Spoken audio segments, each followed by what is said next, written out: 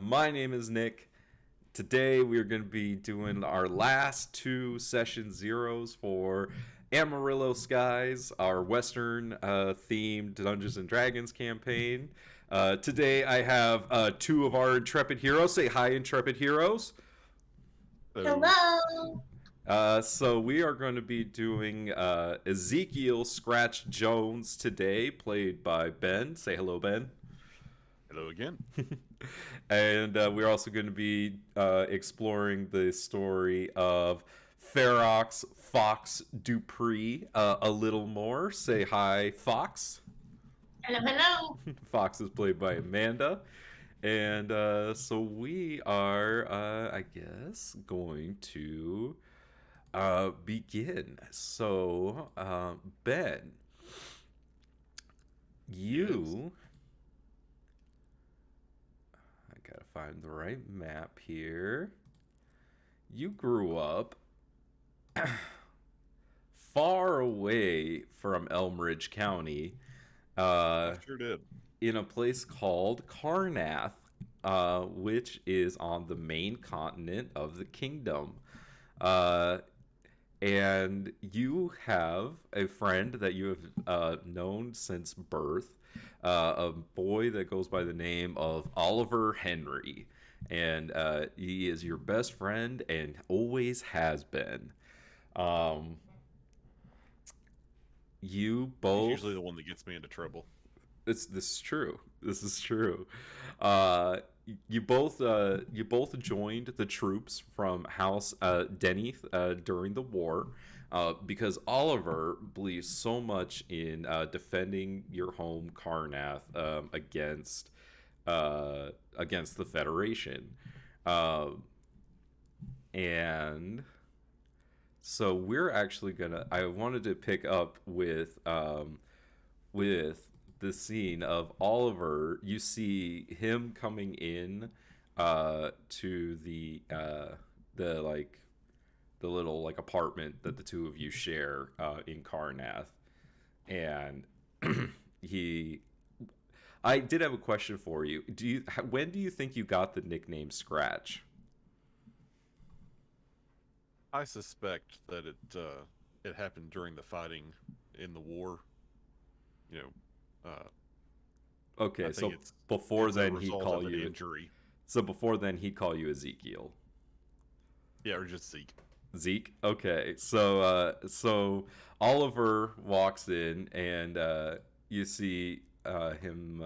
Hold on, I can do this. This is the.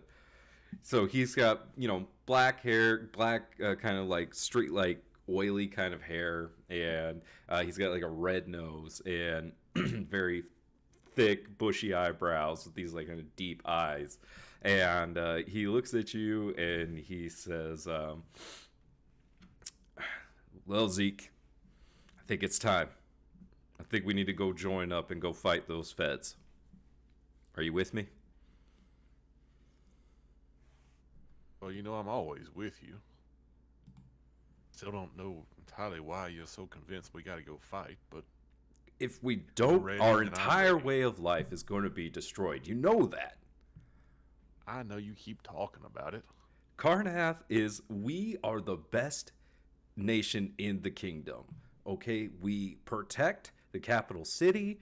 Our troops are part of every army, and we are by far the best. And you know that it is our duty as warriors of Karnath to serve and defend Yeah, I the rest know, of the duty, kingdom. serve, honor, kingdom, blah, blah, blah. I know. What I know is if I ain't there to watch out for you, you're going to get yourself killed. So you're coming with? Of course I'm coming with you. All right. Let's go down to the to the office and sign up. So the two of you sign up as soldiers for the war. We're gonna flash forward to a few years later. You have been fighting, and you went through boot camp and other things like that. You kind of learn the ways of being a House Denny soldier. and you really begin to build your proficiencies with things like firearms and other weapons and your armor and things like that. Um, During the war, Oliver and you are actually put in different um, different patrols for a little while, and you're sitting in the mess hall as just eating quietly at your table, um, kind of lost in your own thoughts. And you look up and you see Oliver has entered the mess hall. Oliver, there you are. Hey Zeke, how you been? See, you got a little scratch on your face there. Yeah, well, that ain't the only place I got him now. Let's just say we keep running into trouble out there. Yeah, well, he looks around and he kind of like sits down at the table with you and he says, I met somebody else out there. You ever heard of a man named Sheeran Deneth? I've heard the name. Don't know much about him. Yeah, I mean, he's a pretty big deal in the house, but he you know he told me about this group that he has, this elite shock trooper kind of group that he runs called the Seekers. They're part of And a let me guess. You're all gung-ho to go join them. well, I may or may not have told him when the war is over that I'm absolutely going to join up with him, but he said that he could. Oliver, you're so predictable. Well, I mean, let me tell you his vision. You haven't even let me tell you what this. Sheeran. Go on. All right. Tell me what he's saying. Let's hear what sort of dreams you've taken up with now.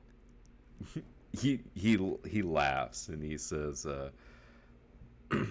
"It's exactly a dream, Scratch. It's the dark dream of conquest. It's the idea that House Deneth, we protect everyone else. Shouldn't we be in charge because of that?" Look, I know the House Deneth does most of the fighting. But that doesn't necessarily mean that we should be in charge. Why not? We protect everyone else. Have you ever heard of the doctrine of the blood of Vole? No. It's a religion of sorts, but in essence, what they believe is that death is the end.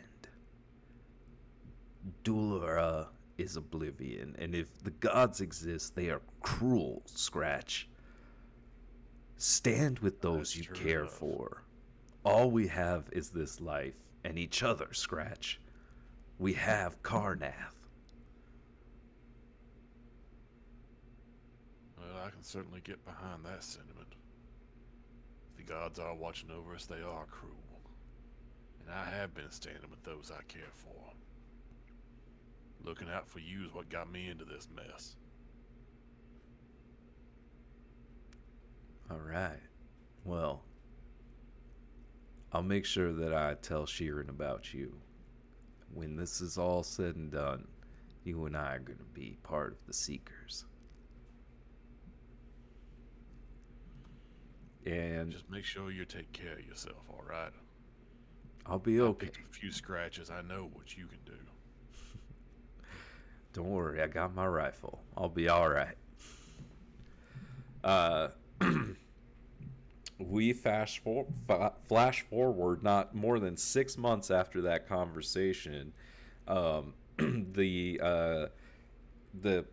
peace treaty is signed, and Oliver gets Scratch transferred to the Seekers. Um,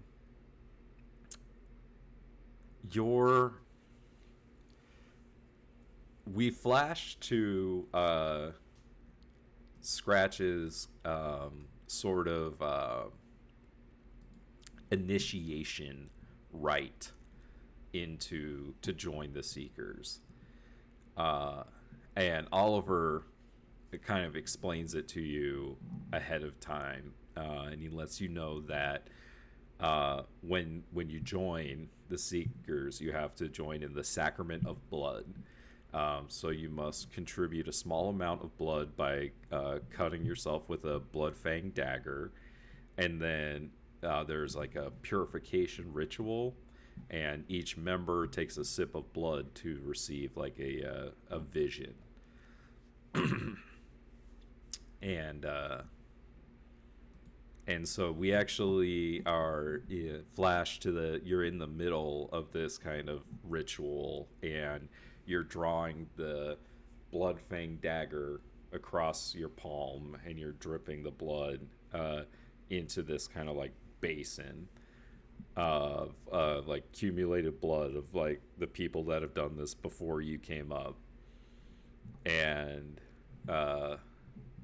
you see Sheeran Deneth himself up performing the purification ritual, and brings this like golden bowl filled with blood to you and puts it to your lips, and you drink some of the blood.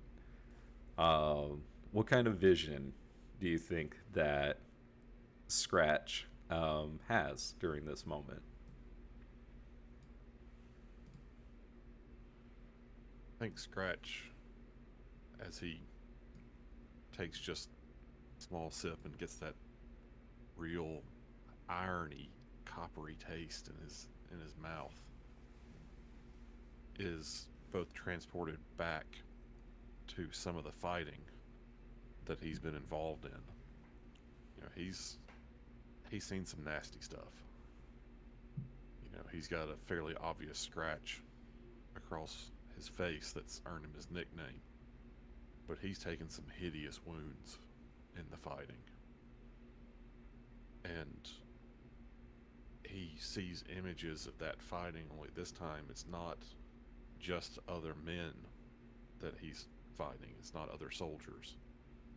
He sees the same thing with elves and dragons. You know, he sees himself taking part in a war somehow both now and ages ago. And then he sees an image of Oliver in dead, hanging from a noose with a sign on his chest that just says traitor.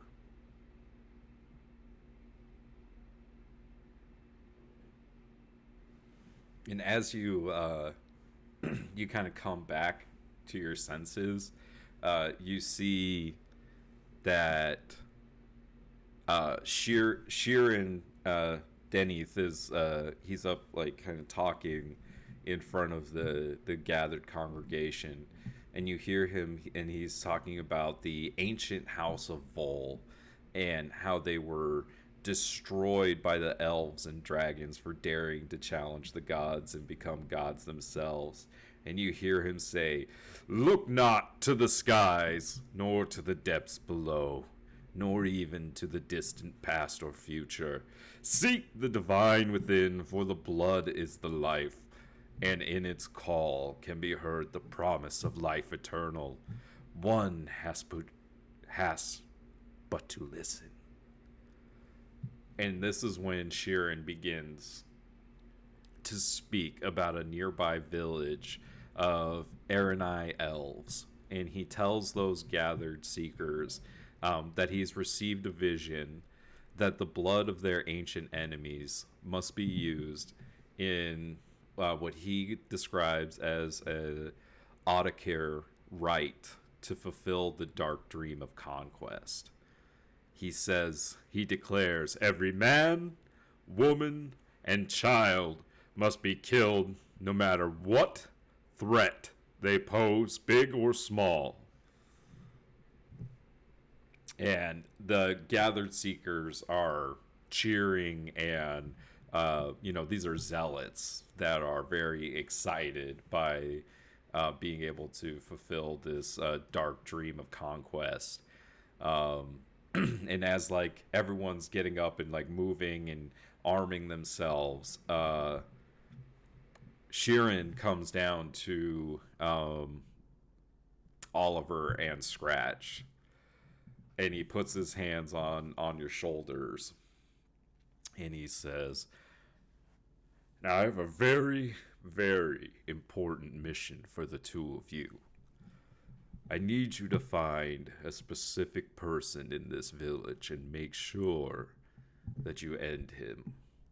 A man with silver hair and crystal blue eyes. I need you to kill him and take his amulet. Can you do that for me? Of course we can. Oliver is, you see, he's pretty quiet compared to how Oliver usually is, but he has this, like, very, like, set face when he nods. And the two of you depart, and I'm going to take you. I want to say, like, the ritual, everything about it is, like, infused Scratch with almost like this slight edge of frenzy. Like, it's, there's definitely something in the ritual that was in fact magical. Mm-hmm. There was. And he can feel that kind of that fight or be killed sort of feeling he's had on the battlefield starting to kind of creep into him, even though there's no immediate danger around him. And whoosh, as you now find yourselves, it is the dead of night, and Scratch and Oliver find themselves overlooking this house, this solitary house that is just outside of the village. And as the two of you are like approaching the bridge that leads across to this house, is there anything you want to say to Oliver before you go in? Oliver, do you feel it? Do you feel the power? Yes. We are holy warriors. We are doing this the right thing. And as he says that, you hear the screams from the village behind you begin. And as the screaming begins, you see coming out of the cottage in front of you is this older man with these piercing blue eyes and silver hair. And you watch as he walks out and begins to kind of listen to the screams. Oliver next to you cocks his rifle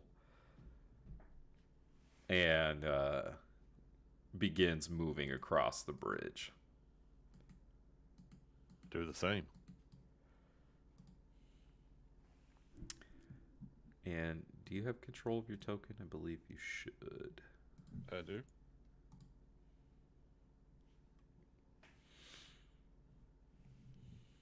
and you see this like silvery haired man in front of you, and he notices the two of you approaching, and he says, "So,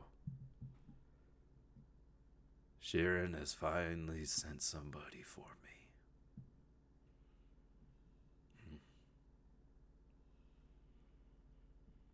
And as he says this, you see as the clouds part and the full moon shines down, you see this grin come over his face as his eyes drift up to the moon. You see as his body begins to warp and change, break and move, and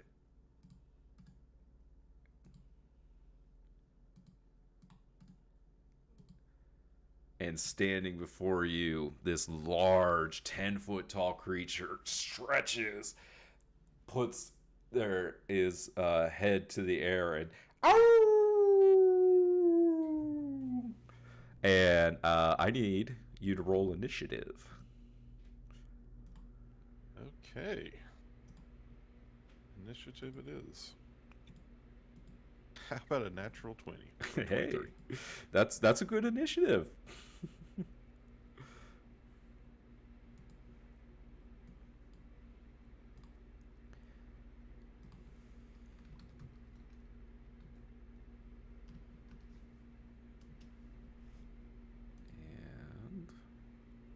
And let's see. So let me add you to the turn order. All right, 23, and I should be able to do. Yeah, it worked. Wow. Guess who else got a natural 20? That's funny. Oliver? Nope, the werewolf did. But you given a higher dexterity. Let me roll for Oliver. Where's my dice? Oh, well, guess I'm using roll 20. Nope, Oliver rolled low. That's a 6 for Oliver.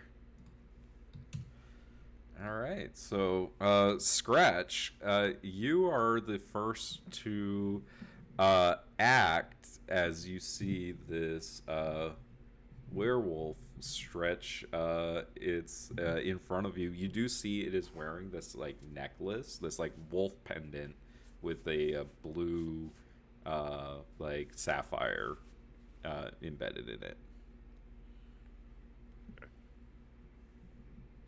Oliver, fall back.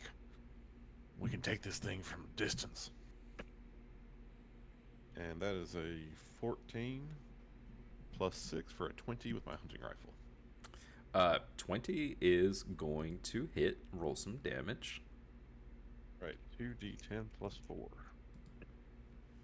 That's going to be 13 points of damage.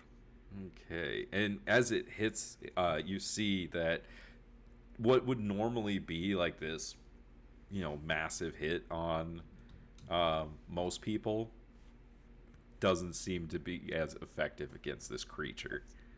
What I was afraid of. Well, Ben's gonna get a new character. And I'm falling back. I don't want to be caught on this bridge with this thing. Okay, yeah, absolutely.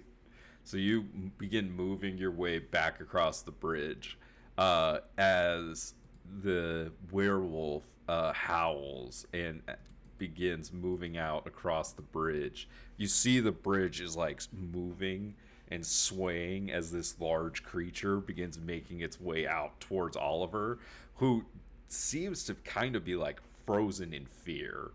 And Oliver, fall back. This creature is going to bite at him, which I think that's actually going to miss. Yeah, as you shout out to Oliver, he's kind of snapped out of it as he is able to dodge out of the way of the creature's bite. As the creature claws at him, however, he is not able to dodge out of the way and he takes 9 points of damage as he is raked across the chest. How much HP do you have, out of curiosity?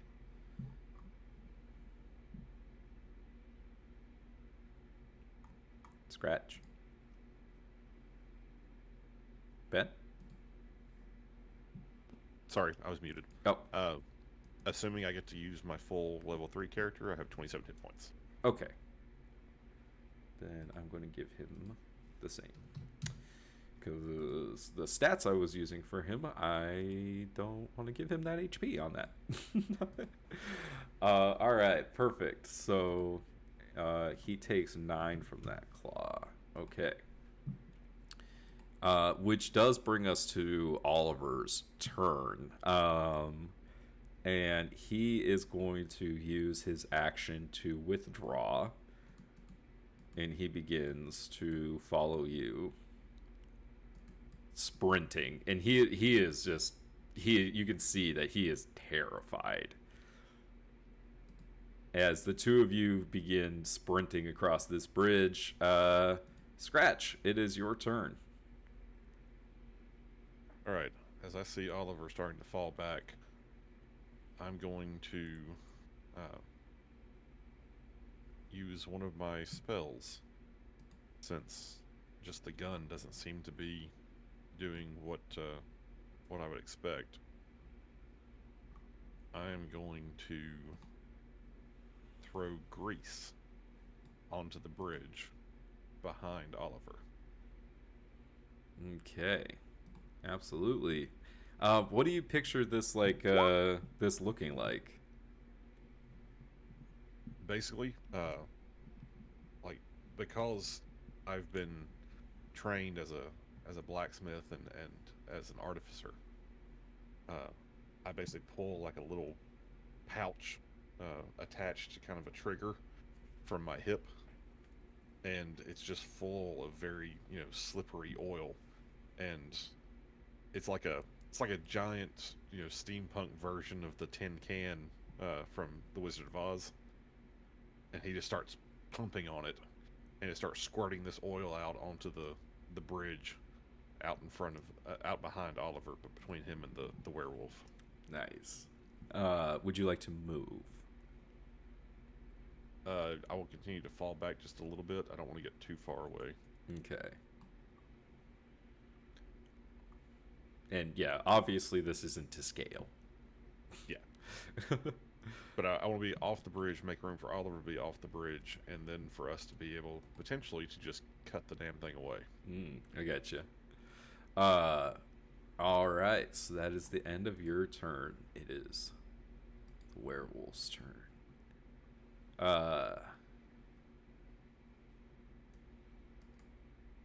You watch as he begins moving across of this bridge. He gets to the grease, and he leaps.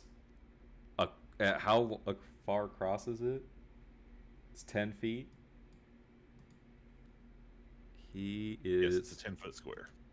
He is able to clear that in one jump as he pounces onto Oliver. I'm still going to make the dex save for when he lands on Oliver.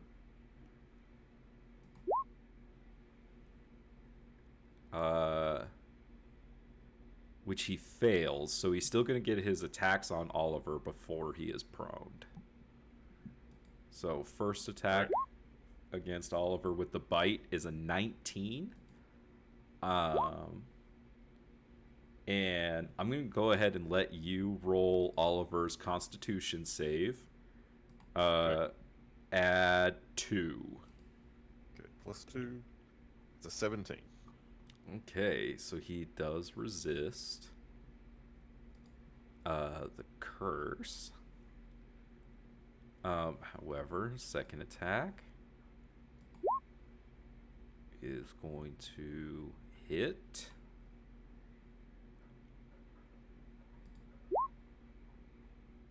So that's a total of 14 points of damage. Oliver is looking rough. However, as the werewolf lands on the bridge, its feet kind of come out from under it, and it's now down on all fours, prone. Which brings us to Oliver's turn. He is going to try to run away without disengaging so that he can attack. So the werewolf is going to get an attack of opportunity. Misses. And Oliver's going to like get up on this ridge with you and then take a shot at the werewolf.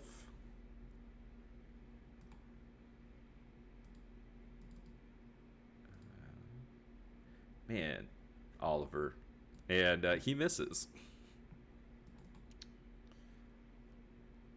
Which brings us to Scratch's He hasn't been turn. enough gunfights. He's too panicked. Yeah. All right, Scratch. It is your turn. Okay. Seeing that the regular shot didn't necessarily do a whole lot to this guy, Scratch has been... He's been injured several times. And so he has really worked on his armor to make it better, and he's been able to infuse some special powers into his armor. One of which is that he has a small gem worked into one gauntlet that, if he focuses on it, makes a ranged weapon attack and deals lightning damage on a hit. So he's going to attempt to hit with that. Okay. Is it a save or an attack? It's a standard melee attack. It's at a +5. Oh, it's a melee attack. Ranged. So you have to... ranged. Oh, okay. Standard ranged attack at a +5. All right, go for it. Sweet. I'm rolling However, tonight. I will remind you, it is prone, so you have disadvantage on this shot. Oh. Okay, well, 16 on the first roll. And a natural 20 on the second roll. 16 will hit. Well, it was a 21 total. Oh, okay. Well, 21 It was hits. Yeah, I rolled a natural 16 and a natural 20. Dang. All right. And Well, you're rolling way better than Oliver is. clearly, he's got someone he's trying to protect. The other thing about this is that my my special attack, once on each of your turns, when you hit a creature with it, I can deal an extra d6 of lightning damage. So it's Nice. 2d6. It is 2d6 plus 3 lightning damage. Okay, roll it. So that's a 2 and a 4. So that is 6 and 9 total lightning damage. All right, and you see all of that go through is... What's it look like? Basically, the gem on the gauntlet starts to glow, and you see an arc just leap from it. But instead of like grounding on the next closest thing, it almost has a mind of its own, and it leaps all the way across to him, and then like connects like a taser. Like, Yeah, you see it just kind of arcs. It's like he's on all fours, and so it just arcs like right into his raised back, and you see as he like clutches into the bridge, as there's like just shards of wood that begin to splinter, and like one of the planks falls away down deep into the ravine as you shock him. Oliver, get behind me. It is his turn. He is going to use his movement, half his movement, to stand. And then begin to... He's going to move up and engage with you. So... this first attack is going to be his bite. Does a 14 hit? That's gonna miss. It's gonna glance off my armor.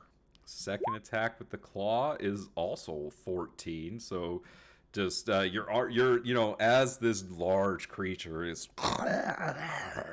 coming after you, your armor seems to be holding. All right. Oliver is up. He is going to fire a shot with his rifle and miss again. Ollie boy. All right. And he is going to move behind you. Scratch, it is your turn. Okay. Let's see. Okay, so this is a ranged attack, so I'm going to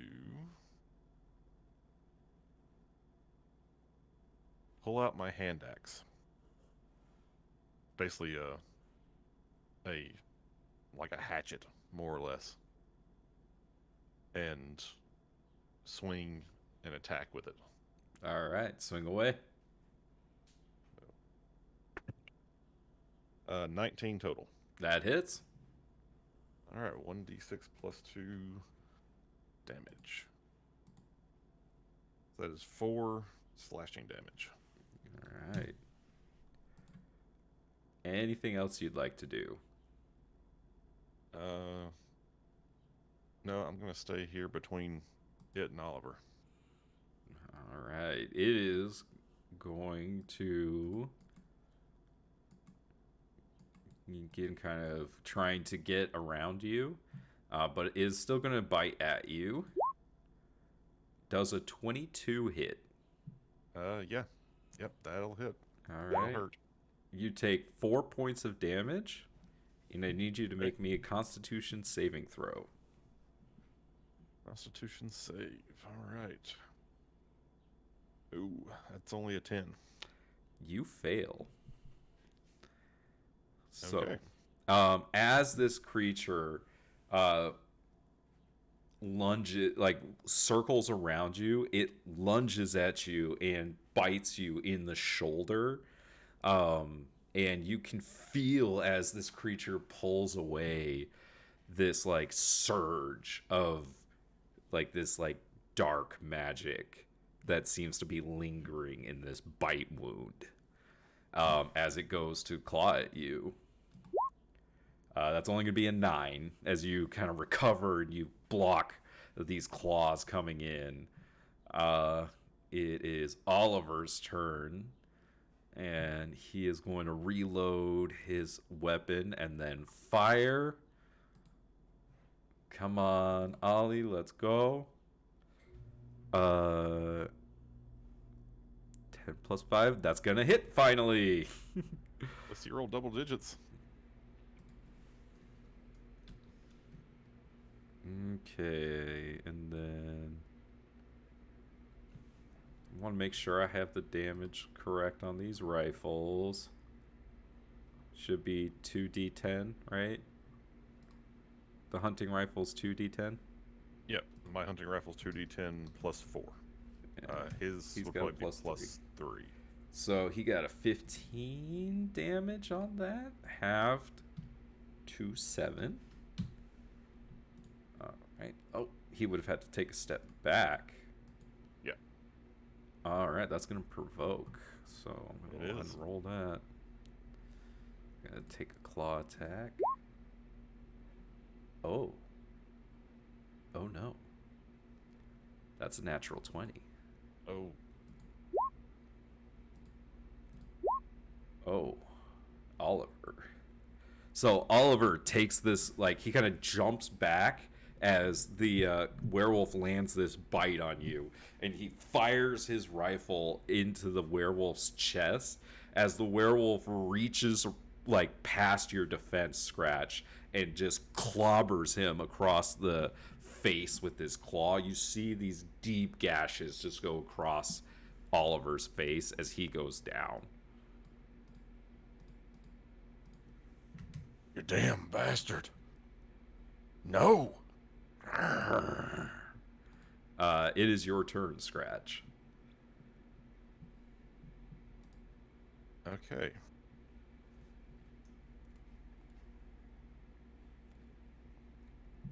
I am going to use another spell. And this one I should be able to do, I think, without provoking, it's Thunderwave. Yeah, you're definitely gonna hit Oliver though. Well, it's a 15-foot cube or originating from me. So does that mean 15 feet everywhere around me? Right, Or does that exactly. mean... It like Oh, okay, radiates so it's... out from you. Okay, so it's not like a blast I can pick the location of. No, it's centered on you. Okay. Well, in that case, I won't do that. In that case, I'm going to step away from Oliver. Like right there. Okay. Actually, I'm just going to go ahead and move over here because it's going to trigger an attack regardless. He already used his reaction. Oh, okay. Well, in that case, I will use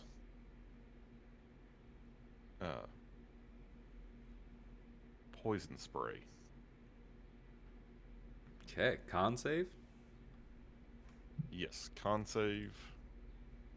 DC 13. Fail. Roll your Okay, so damage. he's going to take 1d12 poison damage. And he's going to take the full amount of that. Just a 2. Why couldn't you have been the 12? Anything points of else you'd poison like to damage. do? Nope, not at the moment. Okay, it is the werewolf's turn. As it circles around you,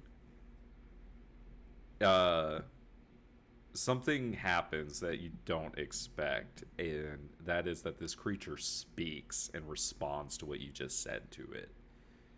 And he says, "You came to kill me."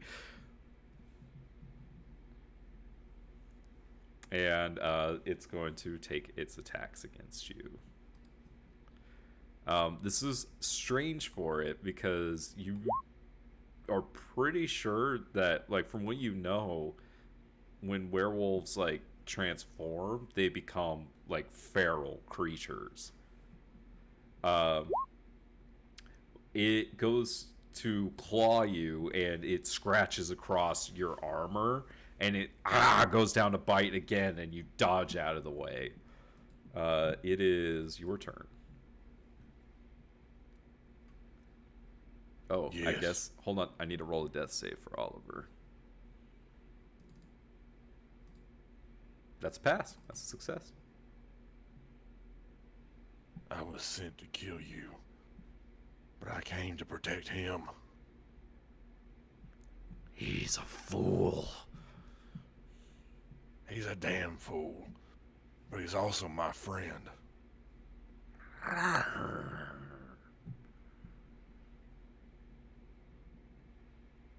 I don't know.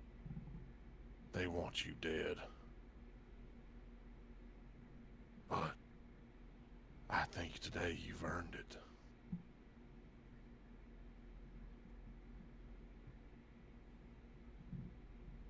What did Scratch do? Try to step back again.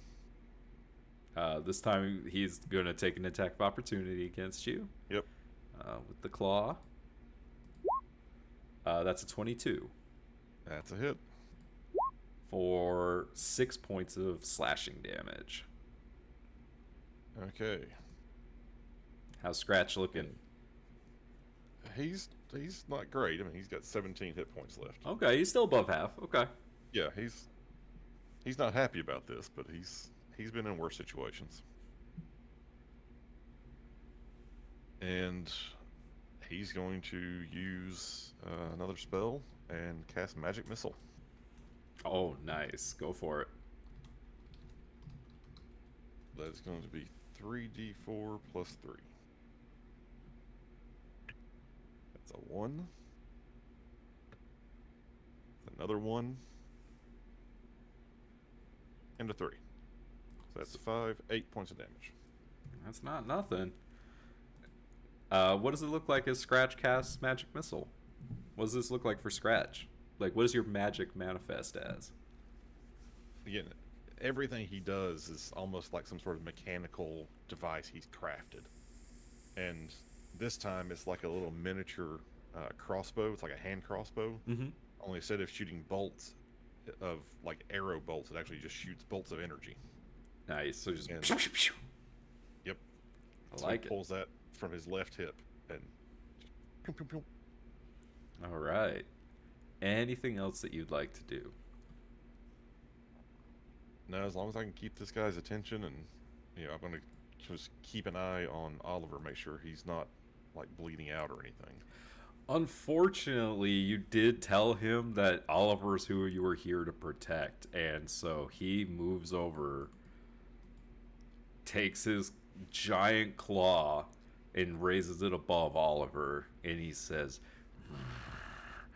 "They sent you to kill me because I'm the last of my kind." And he swipes down at Oliver. No! With advantage. That's going to hit. Hold on, that didn't roll with advantage. Okay, yeah, 23 hits. And so that is 2 death saves. As he looks back at you and raises his claw up one more time. And he says, "One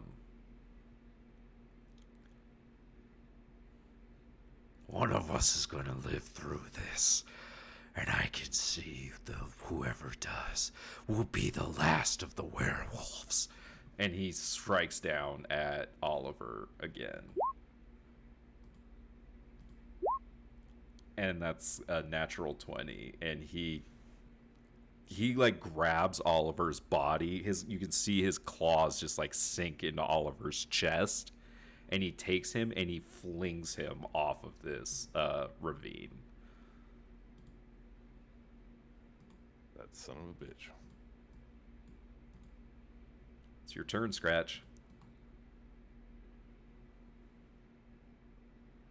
How injured does this damn werewolf look?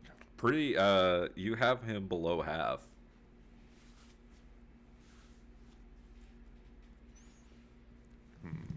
I'd say you guys are almost the same HP.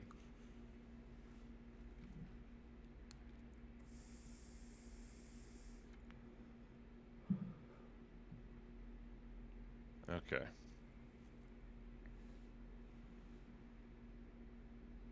That's probably not going to work. Alright, I'm casting Magic Missile again. Alright, fire away. Hopefully I So get you better. fan your crossbow. Pretty much. Hey, a 4 that time.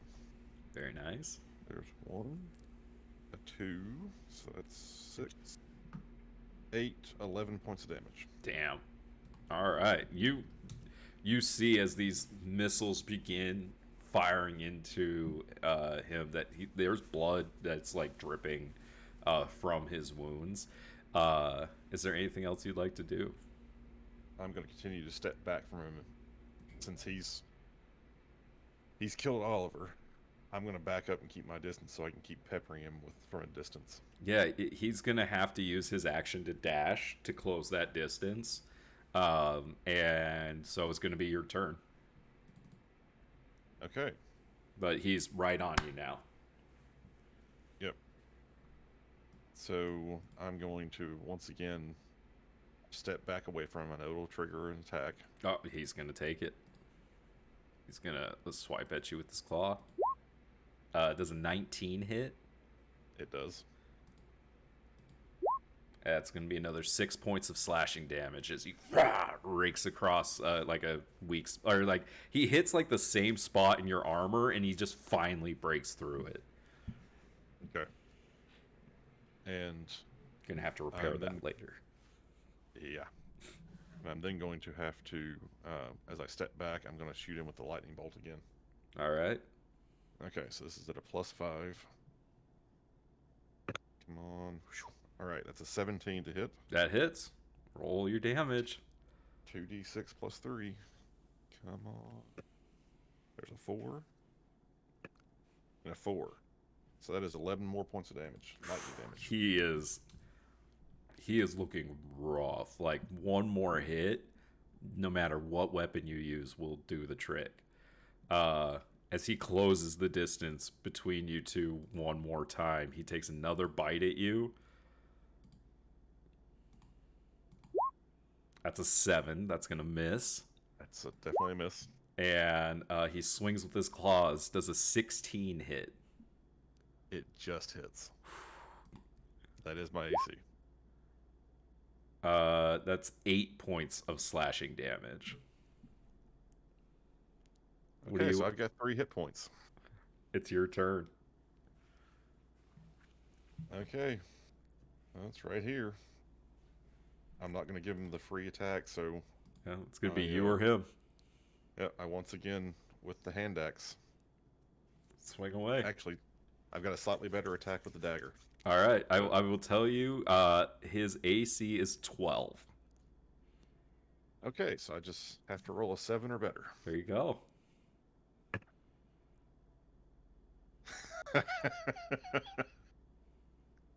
I rolled an 8. Nice! The werewolf has 2 HP, so a 1 plus your 3 is going to be enough. So, Scratch, how do you want to do this? Basically, as the werewolf comes up at him again, and he can see him getting ready to pounce and like basically wrap his teeth around my throat, I drop the little hand crossbow I had, and I reach down to my leg sheath and pull out what is basically a hunting knife. Mm-hmm. And as the thing starts to leap towards me, I just shove it straight into his chest, and we both fall back, and he impales himself on it. Yeah, and as you both roll and he lays back on the ground, you hear him like wheezing as he's starting to like fade.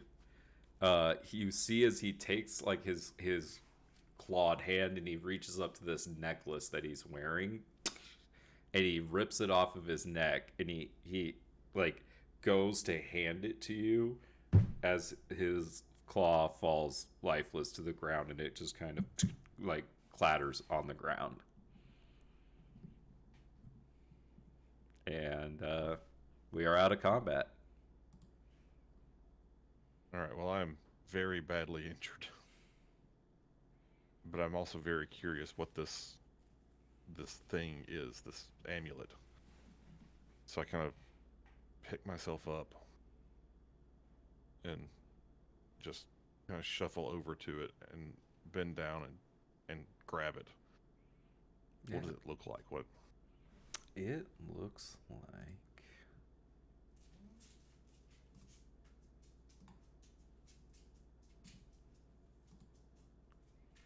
It looks a little something like this. And you have the identify spell, correct?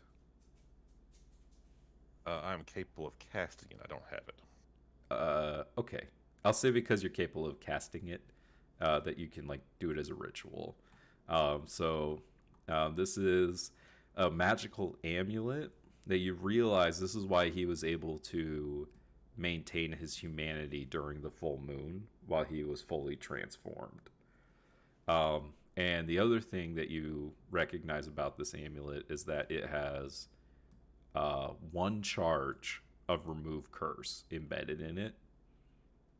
And you know that this man chose not to use that. Very interesting. As he reverts back to his humanoid form, you just see the broken, body of this old man laying at your feet, but that he has this kind of look of like peace on his face and this like serene look. You go over and like look over the edge of the gorge, and you do not see Oliver's body.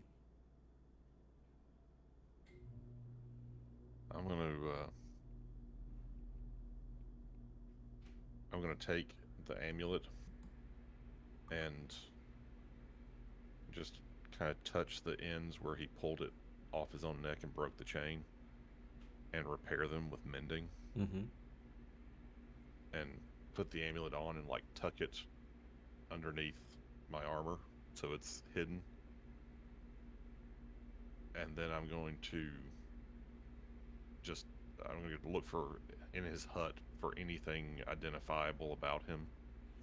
Yeah, you actually find a journal, and you come to find out that this man's name was Silverfang, and you read this history of basically of his kind, the werewolves, being hunted to extinction by the Emerald Claw, the organization that you currently work for, and you read about the slaughter of innocents, women, children. You know, these aren't like werewolves; like they're living out in the middle of nowhere, trying to not be, dangers to people, and that is what drove Silverfang to try to develop these amulets, and uh, but you do find like this sad history of him failing quite often. But then you do find the one page in there that he was able to succeed. However, he has not been able to find another werewolf since, and he fears that he is the last of his kind.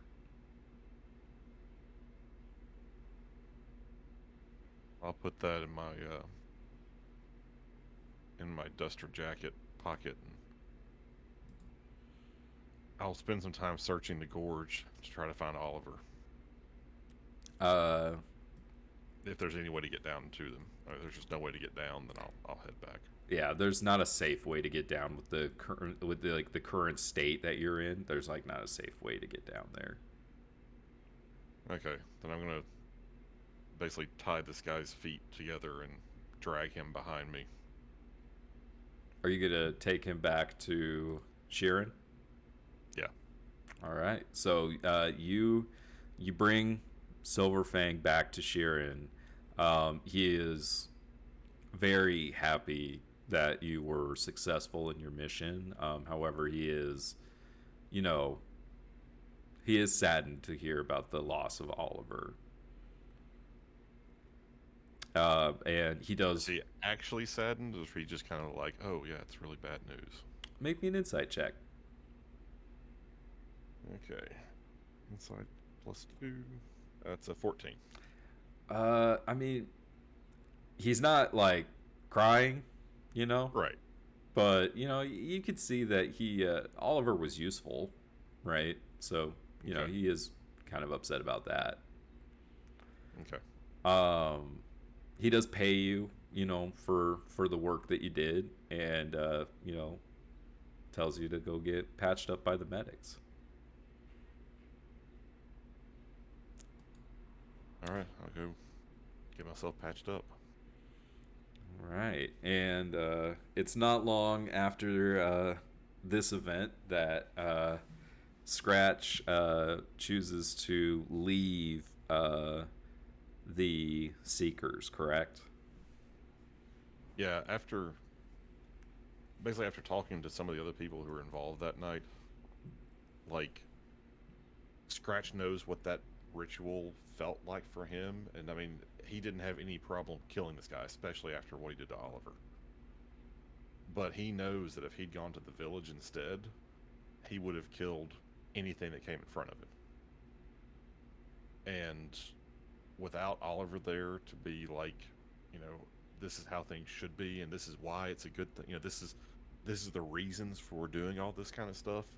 To Scratch, it just doesn't make any sense. It's like I don't know. He stands up and he wants to protect the people who are close to him. He's there for his friends, and he's there for his friends no matter what. But these people aren't his friends. Like that, none of them have ever shown that they cared for him in any way other than as something useful. and having lost, like he had that with some of the soldiers that he was with. You know, he had friends who died in battle who cared for him as a person, not as a tool. But everyone he's been involved with in this Emerald Claw, or whatever this order is, has treated him as nothing more than a tool.